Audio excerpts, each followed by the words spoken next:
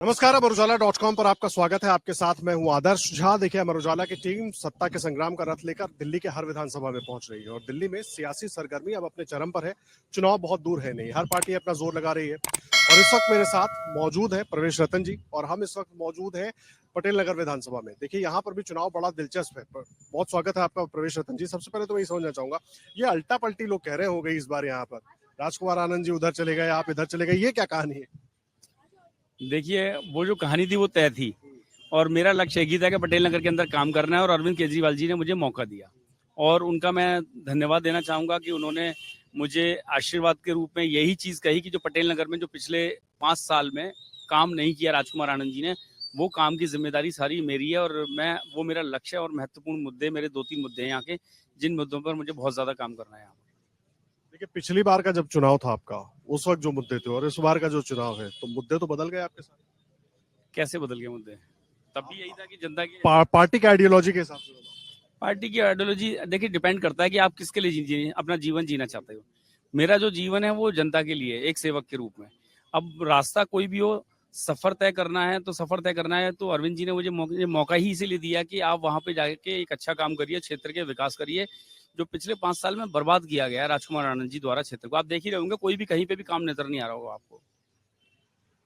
इस बार लग क्या रहा है? क्योंकि देखिए, घोषणा पत्र सबके आ गए, अरविंद केजरीवाल की पॉलिटिक्स जो थी, वो जो तमाम सुविधाएं दे रहे थे, अब सारी पार्टियां उसी लाइन पर उतर आई हैं। बीजेपी भी वही फ्रीबीज की बात कर रही है, कांग्रेस भी फ्रीबीज की बात कर रही है, तो चुनौती बढ़ गई है कैसे? 11 साल गाली देते देते बीजेपी ने निकाल दिए कि फ्री फ्री देकर दिल्ली को बर्बाद कर दिया, दिल्ली को ये कर दिया, सारा क्लस्टर खराब कर दिया, सब लोगों को बर्बाद कर दिया। आज उन्हीं सारे मुद्दों को लेके बीजेपी फील्ड में उतर पड़ी है और वही सारी बातें कर रही है, मगर जनता का विश्वास जो है ना, वो अरविंद केजरीवाल जी के ऊपर है, ना कि बीजेपी के ऊपर, क्योंकि बीजेपी की ऐसी बहुत सारी चीजें हुई हैं।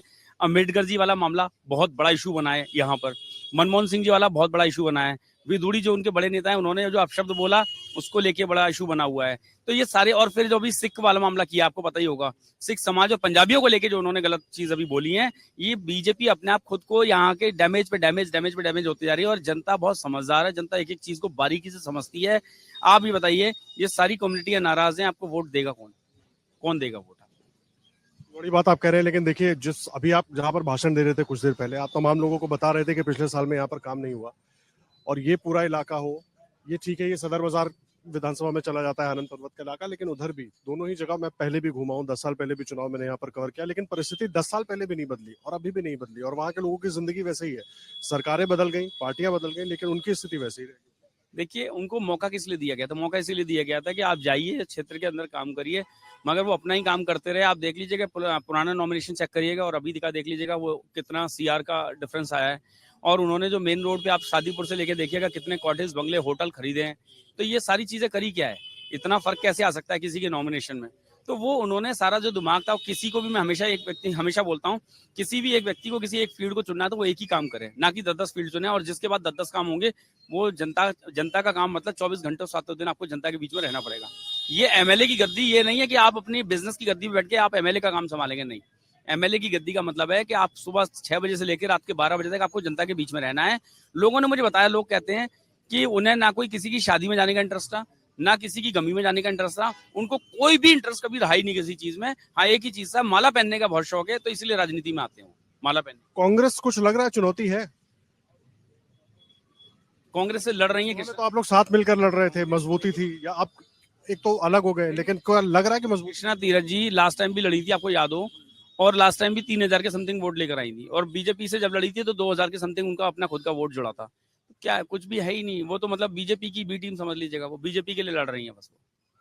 एक आखिरी सवाल, तो पूरी तरीके से आश्वस्त है क्योंकि आप पब्लिक के बीच जा रहे हैं, लोगों से मिल रहे हैं, चाहे ये वाला इलाका हो जिसको कम लोग देख पाते हैं, चाहे वो चमकीली वाला पटेल नगर का चमकीले वाला हिस्सा हो, किस तरह के रिएक्शंस मिल रहे हैं, क्या उम्मीद कर रहे हैं, क्या मार्जिन हो सकता है, कुछ अभी अंदाजा लग पा रहा है? आज देखिए, कल रात से मेरी तबीयत बहुत ज्यादा खराब थी, क्योंकि रात को लेट नाइट तक काम करा, तो उसकी वजह से, मगर इतनी तबीयत खराब होने के बाद भी जनता का प्यार ही तो है जो यहाँ तक खींच के लेके आ जाता है, और मेरी हिम्मत नहीं हुई कि मैं किसी भी तरीके से रुकूं, और जनता के प्यार के कारण मैं मीटिंग्स अटेंड करता हूँ, और लोगों में इतना प्यार है। एक सबसे बड़ा फैक्टर एक और भी है, युवाओं का, आपको जो अभी डिस्कस नहीं किया, यूथ का सारा वोट मेरी तरफ है, क्योंकि युवा चाहता है कि हमारे क्षेत्र का हो, लोकल हो, वोकल हो, और अच्छा काम करने के लिए कहीं ना कहीं उसकी दूरदृष्टि होनी चाहिए। वो सारी क्वालिटी मेरे अंदर हैं और मैं काम करूंगा और मेरा जो जीवन है वो काम के लिए ही बना है और मैं इतना कुछ करना चाहता हूँ कि कल को मैं रहूं ना रहूं मगर नाम जिंदा रहना चाहिए।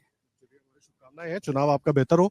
और देखिए, प्रवेश रतन जी खुद मौजूद यहाँ पर, क्या मुद्दे हैं, क्या बातें हैं, तमाम चीजें इन्होंने बताई है। फैसला हालांकि पब्लिक को करना है और आपसे भी अपील है कि मतदान के दिन अपने घरों से जरूर निकलिएगा, वोट जरूर डालिएगा और बड़ी खबरों के लिए अमरउजाला.com पर बने रहिएगा। जी, बोलना चाहूंगा कि मेरा वैलिड नंबर जो है वो 2 है और ये विक्ट्री का साइन होता है। ईश्वर का आशीर्वाद मिल गया है, विक्ट्री का साइन मुझे मिला है, वैलिड नंबर 2 और झाड़ू चुनाव चिन्ह। मुझे वोट दें और भारी मतों से। ये सीट वो सीट है जो कभी बीजेपी जीती नहीं है और इस सीट पर बड़े मतों से जीत होती है आम आदमी पार्टी की।